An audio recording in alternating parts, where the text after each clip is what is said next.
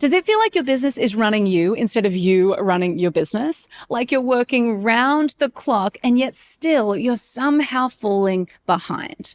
Today, I'm going to show you how to take back control, reclaim your time, and run your business like a CEO, not a freelancer. Let's dive in. One of the biggest challenges facing creatives in business is their time.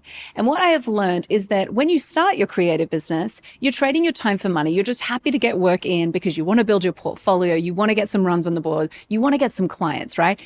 Then we move into the next stage where all of a sudden we feel like we are overwhelmed, we're verging on burnout, and it feels like the business is running us instead of us running the business.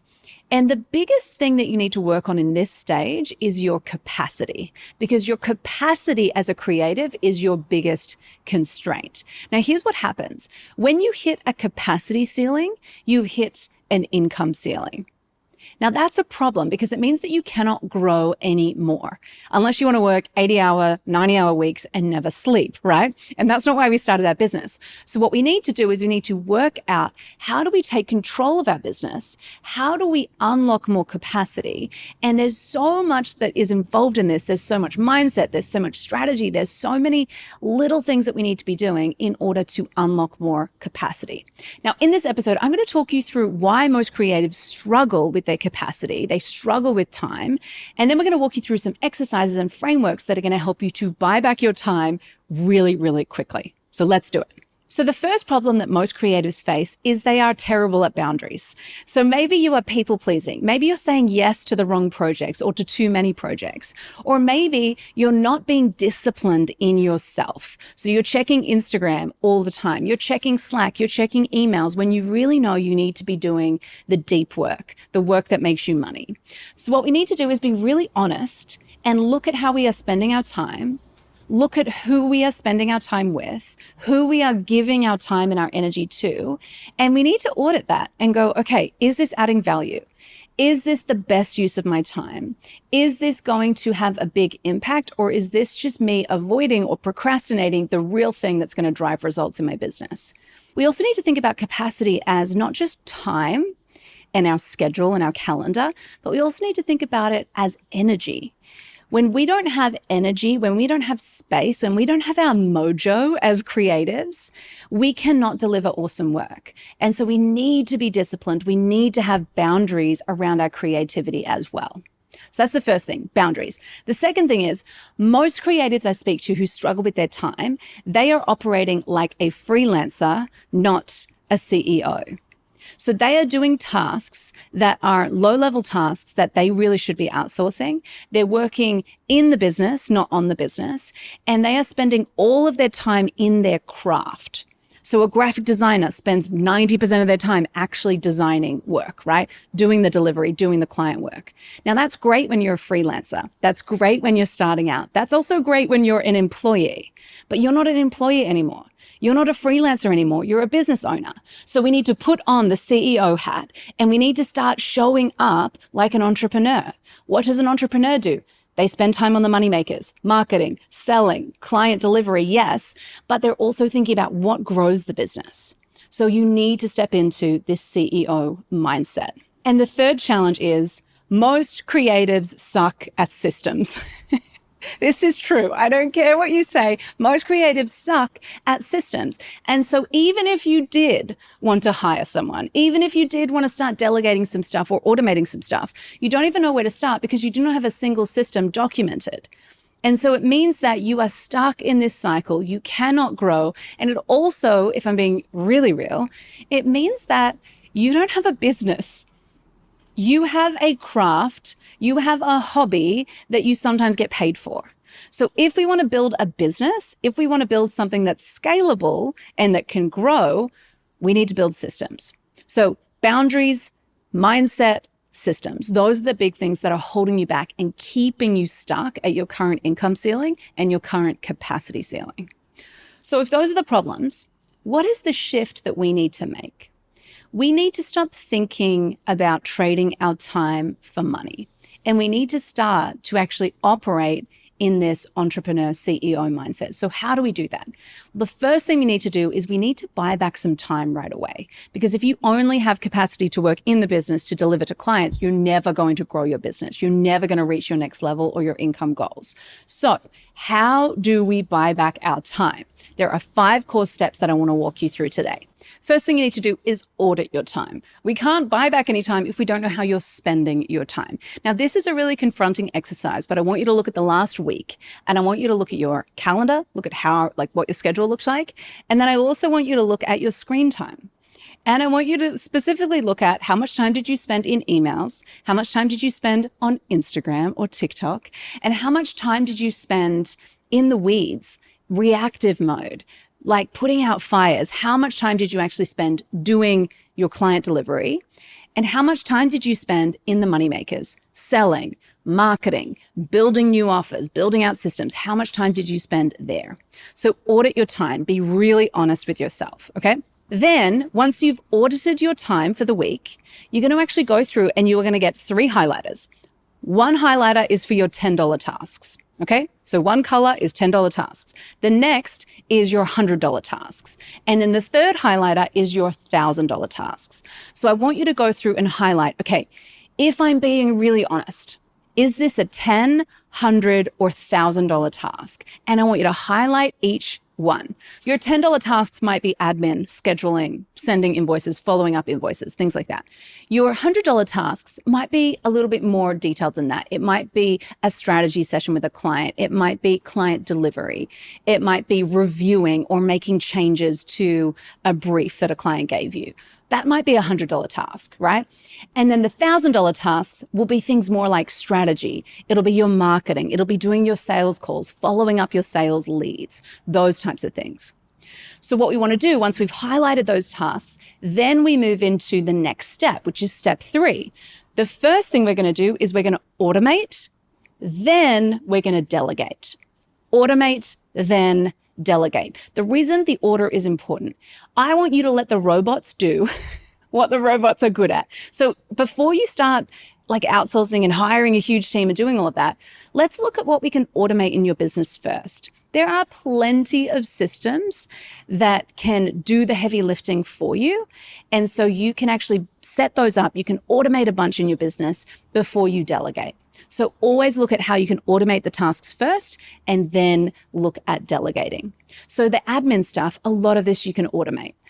If there's things that happen every single time you onboard a new client, which parts of that could you automate? You can use tools like Dubsado to automate parts of your onboarding. Contracts. Okay, every time I sign a client, I've got to send them a contract. Could I automate that? Every time I sign a client, I've got to send them a deposit. Could we automate that? So go through your tasks, and then I want you to automate what you can. And once you've exhausted the automation, then we're going to move into delegate. And now we actually can look at, okay, what are the parts that only a human could do? And now I'm going to create a job description around those tasks. So straight away, you get rid of the $10 tasks off your plate, whether it's automating them or delegating them. We want to get that off your plate immediately because that's going to buy you back so much time, capacity, and energy. So now that you've audited your time, you've assigned a dollar value to your tasks, and you've identified what you can automate and what you can delegate. Now what we're going to do is we're going to redesign your ideal week. So using this capacity and margin that we've just made available to you, we're going to restructure your week so that you are in flow, you have energy, and that you are really productive in your week. So what I want you to think about is theming your days. This is really, really important. And we'll do a separate video on this whole thing because this is really valuable. But I want you to think about theming your days. So rather than context switching and rather than going from a sales call to a client meeting to admin to marketing to content, rather than doing that in a day, what if we could theme your days so that you are in flow, so that you can achieve deep work? So an example might be on Mondays, you might do your on the business day. So you might get in, you might smash out some emails, and then you might start to work on the business, create your plan for the week. You might do your scheduling of your social media posts. Then on Tuesday, it might be your client delivery day. And that's when you block out your calendar to just finish off projects.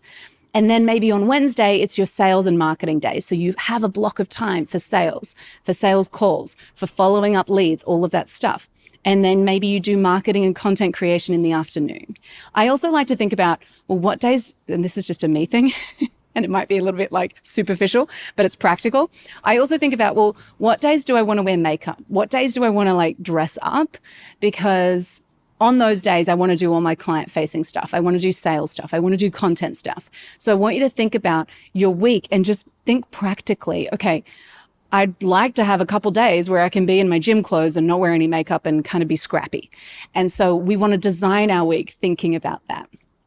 I also want you to design your week for your energy. So if doing back-to-back client calls kind of drains you, then maybe you want to space those out.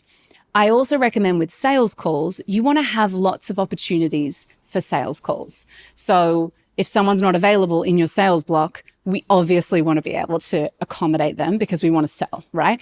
So making sure that you accommodate multiple blocks for selling, but keep them in their blocks so that you know, okay, cool, I'm wearing my sales hat now. On Thursdays, 2 till 4 p.m., I'm in sales calls. Do I want to do sales calls at Friday afternoon at 4 p.m.? No, I don't. And so just design for your energy, think about your week, think about your life, and design your ideal week to fit in with that. One more thing I want to say on this, and I know I'm harping on about the ideal week, but one of the big things that creatives say to me all the time around this is, well, Laura, I've designed my ideal week, and like, what am I going to do when a client emails me on a Wednesday, but my client delivery day is a Tuesday? And like, what am I going to do? Leave them on red for a week? Like, that's not professional. And you're right. It's absolutely not professional. What we want to do is we want to go, okay, clients are going to email. Clients are going to contact me. Clients are going to want stuff. And we need to accommodate that, right? So maybe what you need to do is have an hour of power every single day where you carve out 1 hour to do admin, putting out fires, last minute, unexpected things.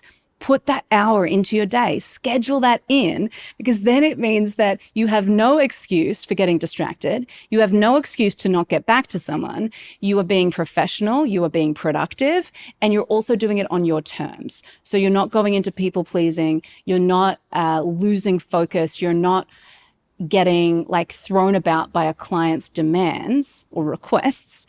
Instead, you're still doing it on your terms, okay? So we need to get creative. You're good at that. You're a creative person. You can get creative with how you actually structure your week. This leads me to my final point. Please make space for you. It is so important for us as creatives that we have time to sit, time to think, to get inspired, and that we recharge our batteries. It is so important. If you feel like your business is running you, not the other way around, once you've done these 4 steps, the final step is to carve out time for you. Austin Kleon says creatives need time to sit around and do nothing. And that is true for you, my friend. It is not unproductive if you rest. It is not lazy if you rest. We need to build this discipline into our weeks and into our days so that we can be in business for a long time. If you are like nearing burnout, this is for you. If you feel overwhelmed, if you feel stressed out, you need to make time for you. I have like learned this lesson myself so many times. The magic is created in the margins. You must create margin in your week so that you can show up as your best self. If you're running from thing to thing and you're context switching and you're overwhelmed and you're running late and you've got too many things on your plate, something is going to break, and I don't want that thing to be you. Okay? So make sure you set boundaries, make sure you look after yourself and give yourself space, because if you are good, the business will be good. So I want you to reclaim your time, reclaim your capacity, and find more energy, freedom, productivity, and flow in your business. And I hope that this helps you. Remember that your capacity is your biggest constraint. If you can bust through this capacity block that you have right now, you are going to unlock more freedom, more flow, more fun in your business, and more income. And hey, if you liked this video, YouTube is pretty smart and it's probably recommending another one of my videos right here. So click that and see you soon.